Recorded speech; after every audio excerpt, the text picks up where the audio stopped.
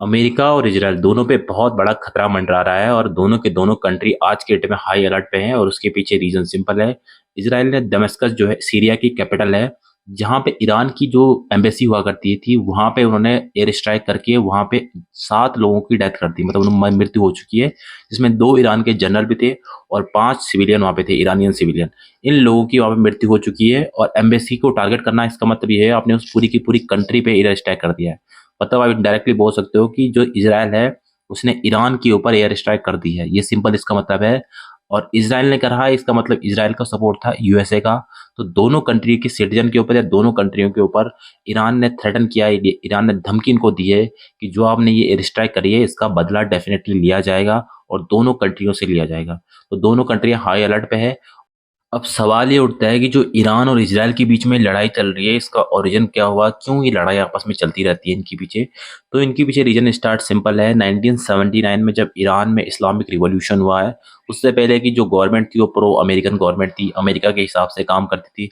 लेकिन 1979 में Islamic revolution होता है, आयतुल्लाह खुमैनी जो वहाँ के सुप्रीम लीडर बनते हैं और उन्हीं की गवर्नमेंट तब से लेके वहाँ पे स्टार्ट हो जाता है इस्लामिक रूल। और जब से वहाँ पे इस्लामिक रूल हो जाता है तो इस्लाम के हिसाब से जो भी शरिया कुरान उनमें लिखे हुए उसके हिसाब से पूरी की पूरी ईरान कंट्री को गवर्न करते हैं। और उनका टारगेट उसके बाद हो जाता है कि जो भी इस्लाम के फॉलोअर के ऊपर ऑपरेशन करेगा, जो भी कंट्री ऑपरेस करेगी, उनसे हम बदला लेंगे। फॉर एग्जाम्पल जो पैलेस्टीनियन के साथ इसराइल वहाँ पे जो एक्टिविटी करता रहता है ईरान के अकॉर्डिंगली, और जो वहाँ पे उनके साथ होता रहता है, तो इसका मतलब ये है कि इसराइल उनका टारगेट हो गया। इजराइल को टारगेट करने के लिए उन्होंने सबसे पहले लेबनान में एक हिजबुल्लाह नाम का ग्रुप का फॉर्मेशन करा। जो आपका सऊदी अरेबिया है उसके नीचे उन्होंने हैती एक कंट्री है वहाँ पे, उसमें उन्होंने हैती नाम का एक जो मिलिट्री ग्रुप है उसका फॉर्मेशन किया। इन सब का टारगेट यही था कि आपको इसराइल को टारगेट करना है और जहाँ पे भी जो इस्लाम के फॉलोवर है उनके ऊपर अगर कोई भी ऑपरेशन होता है तो उसका बदला आपको लेना पड़ेगा।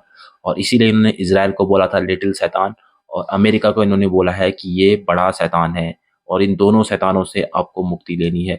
तब से लेके आज तक इनके बीच में कॉन्फ्लिक्ट होता रहता है। ईरान ने ट्राई किया था कि वो अपने लिए न्यूक्लियर वेपन बनाना शुरू कर दिया इन्होंने, और इसराइल ने बोला कि इसराइल के पास ऑलरेडी न्यूक्लियर वेपन है। और इसराइल ने यही टारगेट रखा कि अगर ईरान ने अगर न्यूक्लियर वेपन कल को डेवलप कर दिया तो ईरान इसराइल का एग्जिस्टेंशियल खतरा आ जाएगा कि कल को अगर इसराइल पे ऊपर इन्होंने मार दिया तो पूरा का पूरा इसराइल खत्म हो सकता है। तो जिसकी वजह से दोनों के दोनों कंट्री आपस में लड़ाई करती रहती है।